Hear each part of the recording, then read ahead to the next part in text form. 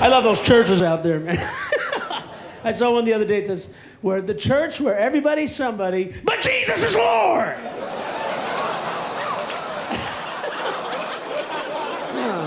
I know they messed around with this guy's book. I read the Bible.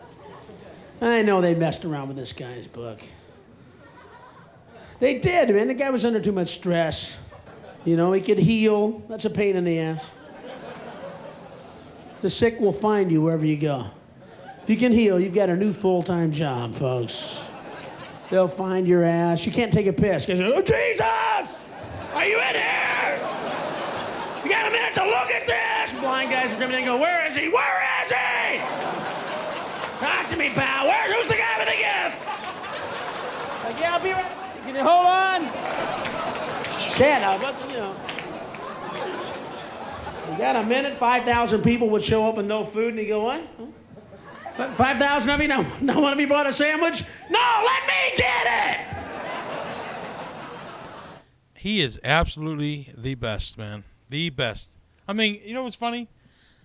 We all seen it before, and you laugh your ass off every time you watch him. Every time you watch the guy, you laugh your ass off. Listen, for you people out there, real diehards, Kinison fans, we're going to call Bill Kinison right now. And it's always an honor to call Bill. This is our man, Bill Kinison, who calls our show very regularly, who owns samkinison.org. Buddy! Hey, brother! Everybody, we got Bill Kinison on the line to talk about Sam on his great day of his birthday. We got our Jack Daniels here. The only thing we didn't do is buy cake because our guys are slobs and they have cake everywhere the next day. Oh, that's right. That's right. So we didn't do no cake tonight. So we got the Jacko, man. All right. So what's up, brother? We're still here, dude. Still here. Still there. Cool. So tell us a little bit about what's going on with Sam and the movie, and we're going to sing happy birthday while you're on the phone to Sam like we do every year. Well, unlike what Howard Stern has said, this is a feature film. It's not on HBO on TV. It's HBO feature. Oh, okay. And Dan Fogler is committed to play Sam. Cool. HBO bought it from Universal a few months ago, and they've been negotiating with Tom Shadyac to direct it. And so that's where we're Slim at. Shadyac's cousin. Huh. Did you hear about, you didn't read the news today, huh? I guess not. About Dan Fogler? No, what about it? He got beat up today. He's like in a coma. They said a guy looked like either Meatloaf or Sam Kinison. Oh, God. Such an ass. You didn't You didn't hear that today, huh? No. Okay, you'll hear it tomorrow. I didn't hear that. Ah, Jesus. But he knows where Dan is, and then he'll be sure. Meatloaf is getting a little old. Well, I know. They still call me Meatloaf and bastards. Oh, I know. They used to call Sam that, and then Sam almost beat the shit out of Meatloaf one time. No way. Yeah, down in the Astrodome. They were doing a celebrity softball game in the Astrodome in Houston. Yeah. And they had a bunch. Lita Ford, Meatloaf, I don't remember who all there. And they wanted Sam to be the umpire. Well, then somewhere along the thing, they decided to have Sam bat. And so he hits the ball. He's running to first base, and Meatloaf tackles him. And I told the security that, Sam's security over there said, "You better get your ass out there. This is not going to be good." So Sam got up winging, man. Oh, man. Let me ask you something. It's true. Yeah. They used to call Sam Meatloaf? Well, I don't know if they called Sam that, but I heard they used to call Meatloaf Sam. No kidding. Yeah. So is that the origination of 2 Out of 3 Ain't Bad? Is that, Yeah, was that where that song came from? Because it's funny because we were just watching a video of me at this one TV show, and people are calling in going, "Meatloaf." I'm like, get the fuck out of here, you motherfuckers, Meatloaf. Oh, shit. So the movie is going to start kicking off soon, right? Yeah. We will probably, I'd say we're probably looking at spring to film it. Good. Because they want to do another pass on the script. They want to do a third draft, which it probably needs. It's a good script, but probably needs another pass on it. Uh-huh. But, I mean, the big thing is that HBO will do the movie where Universal, I told you many times, I didn't think Universal would ever do this movie. Right, right. I said, it's really not a Universal movie. Right. And so I was happy. I was happy with the, with the buyout. Well, that's cool. Yeah. Can't wait to see it, man. It should be a good one. Should be a good one. Well, I might be there for it. I mean, there's a good chance. Yeah, I hope you are. I thought you was going to be here. I'm going to be. All you do is call me, say, hey, we're ready to do it, man. There you are. And I'm going to hang out with you, and we're going to have fun, dude. There we are. It's going to be fine in 2009, brother, man. There you are, man.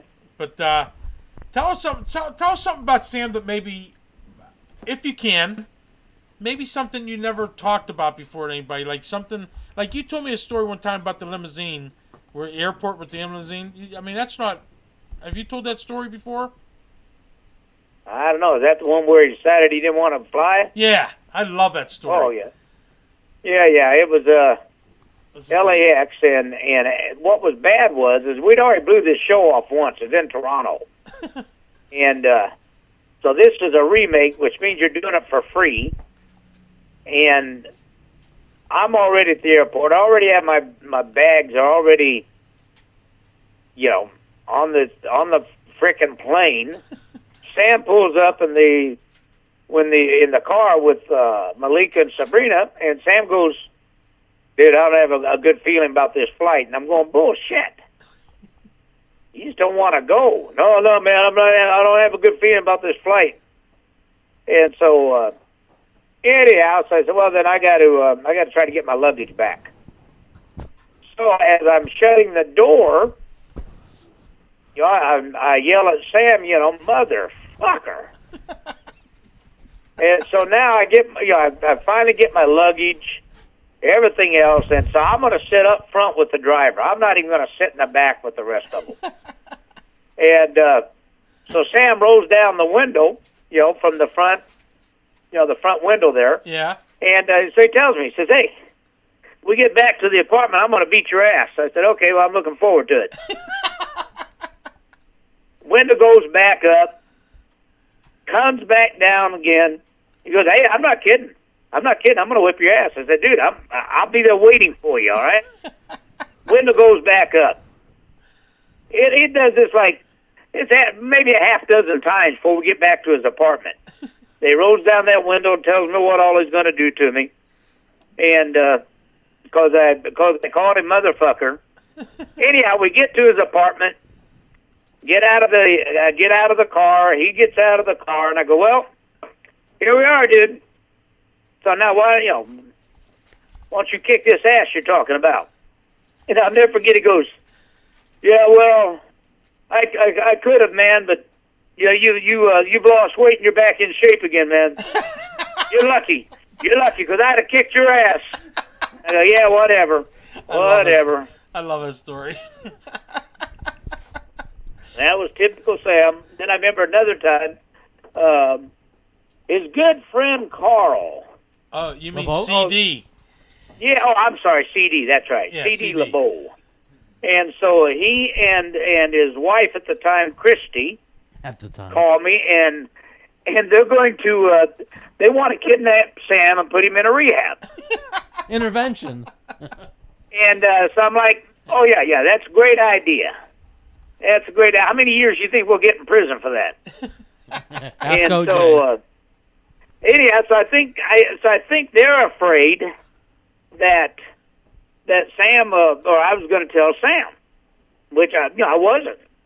And anyhow, I'm taking care of business. I'm in Hollywood. I'm doing whatever business I got to do. I run by Sam's house, and he's in his kitchen. And so I guess CD LeBeau, Mr. Stand-Up and Straight Shooter, I guess decided he better tell Sam that I came up with the idea. And so I'll never forget, I'm sitting on the other side of this bar, and Sam's on the other side doing something.